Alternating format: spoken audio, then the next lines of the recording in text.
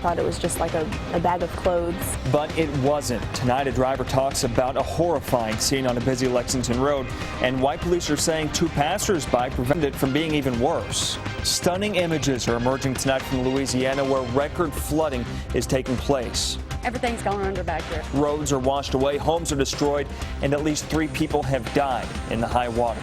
And a much different scene in a Kentucky community days after a train derailed, causing a major scare. How life is now getting back to normal.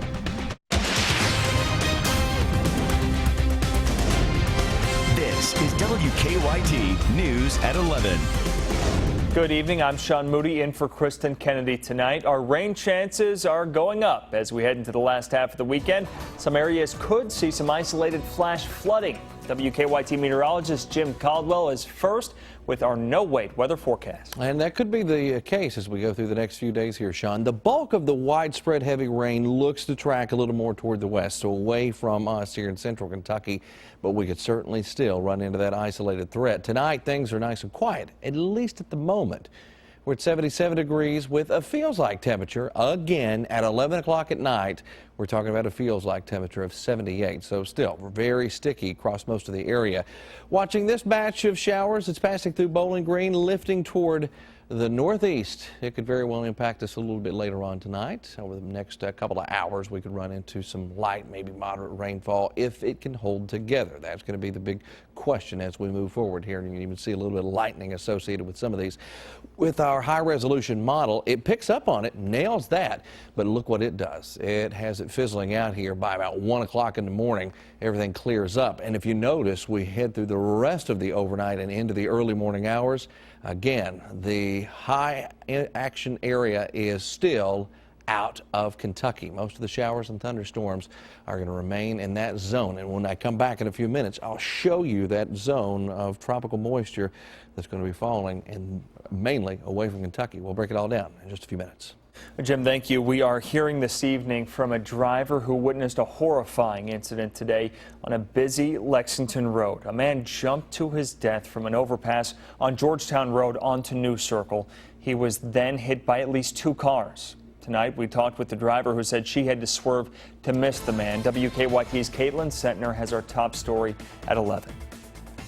It's a weird feeling. It's rough. Emily Hoffman wasn't sure what to expect the first time she drove some Lyft customers, but she was giving it her best shot. The couple that I was driving to the airport were going on an Alaskan cruise, and we were just kind of chatting about that. But as she passed under Georgetown Road, she knew this trip would be different from any other. I saw it falling from the bridge as I passed under it, and I thought the way it fell so solidly, I thought it was just like a bag of clothes. But it wasn't. It was a 29-year-old man. And so I swerved and then got back onto the road from the shoulder, and I looked up into the mirror and saw that the car behind me had hit it. And I made it almost home before I finally just kind of broke down and started crying. The Fayette County coroner pronounced the man dead at the scene. Lexington police said he jumped from the Georgetown Road overpass, and it turned out he wasn't alone. 2 Lexington women, the coroner says our sisters, were driving down Georgetown Road when they say they saw something out of the ordinary happening at this bus stop. They got out of their cars to help. They say the man handed them an infant while a toddler tried to follow him toward the overpass, but they held the young child back. Thank God we had a couple of people that saw something wrong and actually stopped, because look how busy this road is. I mean, that toddler could have been killed. People out here were glad those kids were okay, but it was obviously still a horrible outcome for that man and his family. Anyone who is affected by it, I wish them the best. In Lexington, Caitlin Sentner, WKYT. The coroner says the death is being investigated as a suicide and that the man suffered from mental illness. Friends and family of Crystal Warner spent hours today trying to find her remains. The northern Kentucky woman was last seen more than a month ago, and the body of her boyfriend Bobby Jones was found last week near Interstate 64 in Clark County. With new information from police, today searchers looked near interstate exits in Montgomery and Bath counties. The job isn't complete until both are home, and we're just not going to stop. We've got some driven people here. They've been out here since day one. They're still willing to sit there and sacrifice their time. We're going to continue on. Craig Pennington is charged with the couple's murders. He rented a home from them in Washington County. New at 11, police are looking for an inmate who escaped custody in Franklin County. The Franklin County jailer told the Frankfort State Journal 31-year-old Chase Van Landingham walked away from a work detail at the Frankfort Civic Center. Van Landingham was reported missing around 12:30 this afternoon. He's a state inmate being housed at the Franklin County Regional Jail. Van Landingham is serving a 5-year sentence on a drug conviction out of Fayette County. A southeastern Kentucky man accused of pulling a gun on 3 children says police have the wrong man. Police arrested 29-year-old Curtis Holcomb this week. He is accused of threatening 3 children who were swimming in the backyard of a Harlan County home. The incident happened back in July. Now, the woman who owns the home didn't want her face shown on camera. He heard the kids splashing around, and he looked at them and told them to get out of the pool. And they said, no, we're not getting out of the pool, and he pointed the gun at them. I mean, what type of person in their right mind would point a gun at 3 children in a swimming pool and tell them you're going to kill them? Who would do that? A monster. Holcomb claims he was in Laurel County on the day of the incident. He is charged with 3 counts of first-degree wanton endangerment. Also in Harlan County this weekend, the search continues for several explosives believed to be planted on trail cameras in wooded areas. Police arrested Mark Sawaf in June for placing explosives. A fire investigator shot and killed Sawaf Thursday night near the Woodland Hills subdivision. Police brought Sawaf back to Harlan County to help them find more explosives. When that altercation happened, police say Sawaf was shot after he fought with officers while trying to escape. Investigators say they did recover and destroy several trail cameras, but believe more could be out there, some with tripwires on them. A man remains in critical condition tonight after being shot outside a Lexington home this morning. The shooting happened around 2:30 this morning on Dominican Drive near Whitney Young Park. Police say the victim was shot multiple times. He's now recovering at UK Hospital. Now, police don't have much of a description of the shooter. They said a burgundy-colored car was seen leaving the area right around the time that man was shot. At least 3 people have now died in historic flooding in Louisiana, and officials say more rain is in the forecast. Flood watches are now going up across South Louisiana through Sunday. Omar Villafranca has the latest from Covington, Louisiana. Crews reached a woman just as floodwaters swallowed up her car near Baton Rouge, Louisiana. They found her dog under the water. In Lafayette, the water surrounded cars in a hotel parking lot. There you go. Officials say more than 100 roads are cut off as rivers and creeks overflow their banks. This is unprecedented, so we don't have records that we can go back and see who all's going to be impacted. The National Guard made countless rescues, including this man who had been clinging to a tree branch for hours. Homes across southern Louisiana have been flooded. Our house is gone under, our pets, our horses, everything's gone under back there. In Jeannie Holmes' neighborhood, the water is knee-deep. She's still trying to recover from flooding 5 months ago. Pictures you can't replace, and they're actually still in the big green Rubbermaid from last time. I've never put them up. While some homeowners are waiting to survey the damage, Holmes says it's time to move. Omar Villafranca, CBS News, Covington, Louisiana. Governor Bell Edwards plans to tour the flood-damaged area in the coming days.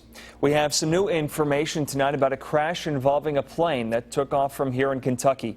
6 people died when that plane went down near the airport in Fredericksburg, Virginia. Among them was 73-year-old Robert Ross of Shelby County. He owned the plane that took off from Bowman Field over in Louisville yesterday. Investigators say the pilot was attempting a go-around after he initially landed too far down the runway. Officials say as the plane was trying to climb out, it appeared to stall and then crashed into a wooded area. 4 of the other people killed were from Indiana and another was from Germany. A murder suspect had to be dragged out of a Kentucky courtroom after an outburst during a hearing.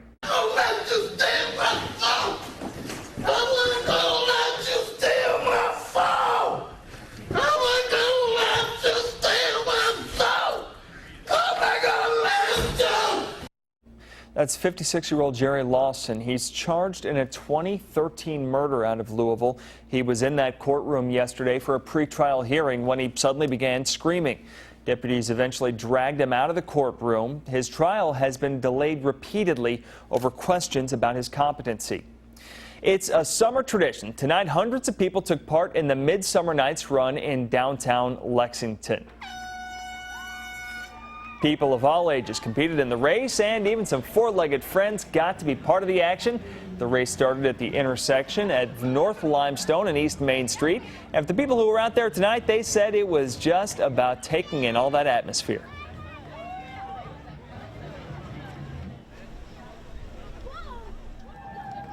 Tonight's winners in the Midsummer Night's Run were Joseph Mullen for the men and Michaela Reinhardt for the women. Mullen also beat last year's first place time soundly with a time of 15 minutes and 18 seconds. A lot faster than I'd be able to do. Trains are moving again on a railroad in a Kentucky community heavily damaged in a derailment this week.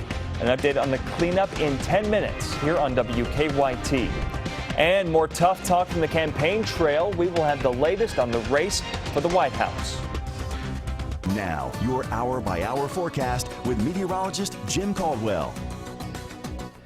So far, for most of us today, was pretty uneventful. A few scattered showers developed earlier today, and we even had a couple out there tonight. One that passed through parts of Laurel County. Good little lightning maker, but the remnants of it are almost completely gone as they're passing through Owsley County. Also tracking another batch of rain that went through Bowling Green. Notice it's lifting toward the northeast. Could likely, if it holds together, impact folks across parts of central Kentucky a little bit later on tonight, but it just doesn't look like it's going to hold together that much. Maybe a few sprinkles at best, but at least it's out there tonight, and there's even more showing up along the boundary. The boundary is being fed by this area of low pressure that has brought torrential rainfall to parts of Louisiana and just catastrophic flooding through that area as well. So it continues to feed this front, and we get in on some of the showers and storms around here as well. And you can kind of see how it's highlighted there with the flash flood watch. A few of our counties are thrown into the mix, but the best areas or the best concentration for heavy rain will be probably into southern parts of Ohio, southern Indiana, and into Illinois, and maybe even more to the west than that. Even moving this line of highest risk even more so. Still that isolated chance, and virtually no chance at all across southern and eastern Kentucky unless you just get one of those rogue showers to go up over the next few days. And this is just the flash flood potential between right now, this moment, and into your Tuesday night, because a lot of heavy rain will fall during this time period before we get a little change that'll come through here. Here's rainfall potential, so you can kind of get a better idea. And you can see that tropical moisture pipeline, been tracking it all week long and watching the setup. And one of the latest runs, this is the NAM model, has pushed it even more toward the west, as you see here tonight. I mean, even Louisville coming in around an inch or so. I kept them in the highest risk area because they're so close to it, it could veer just a little bit. But still, not a huge deal with some of those totals with that latest run. But again, we've got to watch for the isolated threat. Scattered showers and thunderstorms possible out there tonight. That little batch we're tracking in from Bowling Green will run into the same type setup again tomorrow. We might run into a heavy rain producer here or there that could spark at least some concerns. Our 7-day forecast keeps storm chances alive across the board, but we'll also go through a little bit of a change as well with those storm chances because the front finally kind of clears the area and it kind of hangs out too, and that can keep the chance of showers and storms alive and well also. So we're going to see a little bit of change in that forecast. At least the heat isn't quite as impressive as it has been either. But you did say that there might be another change coming a little down the road. Big change maybe within the 10 days. All right. A solid change. Yeah. We'll keep an eye out for that. UK's campus is buzzing again. We'll take you to Big Blue Move-In Day ahead on WKYT News at 11. Tuesday night's Mega Millions jackpot is $38 million, $52 million rather.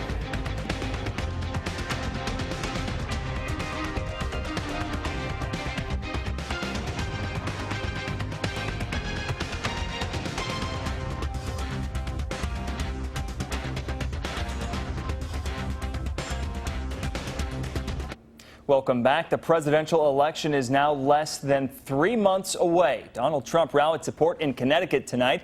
Hillary Clinton's running mate hit the campaign trail for the Democrats. Trump told his supporters he can win states like Connecticut that traditionally vote Democrat. Clinton's VP pick, Tim Kaine, campaigned in New Hampshire Saturday, criticizing Trump's character. She is going to raise your taxes.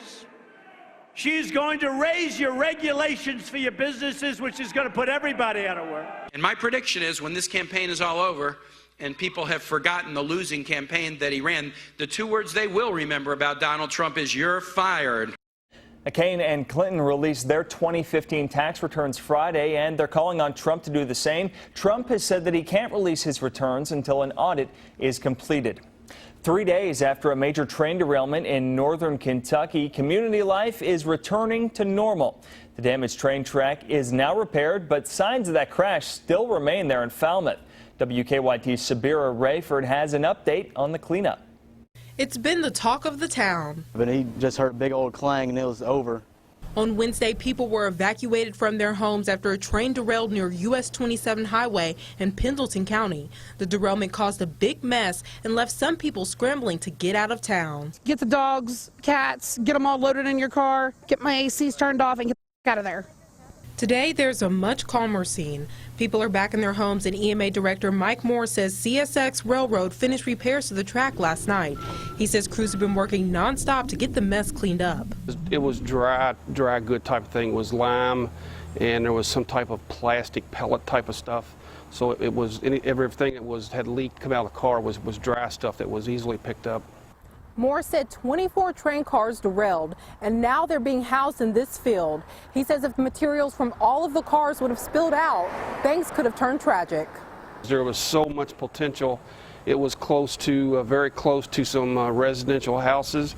There's a water district office building and a city maintenance office building that's very, very close to where it happened. So extremely fortunate. It could have been so very much worse. Moore says it will still be a little while before everything is repaired, but he is proud of the way the community is pulled together. It was a very, very good team effort that all came together and dealt with something that nobody wants to see about or hear about or experience, but fortunately we made it through.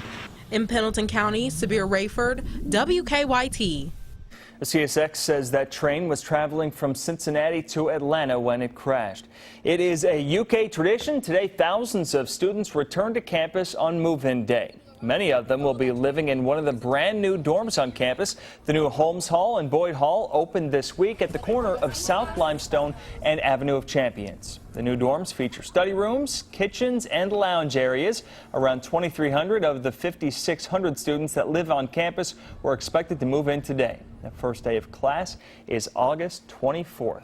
Lee K is in next with sports, and the Wildcats worked out at the stadium this morning. They did, Sean. The Cats held their first scrimmage this morning where Mark Stoops announced a few disappointing injuries. And offensive coordinator Eddie Grant had high praise for one position group in particular. I'll tell you who that was next in sports.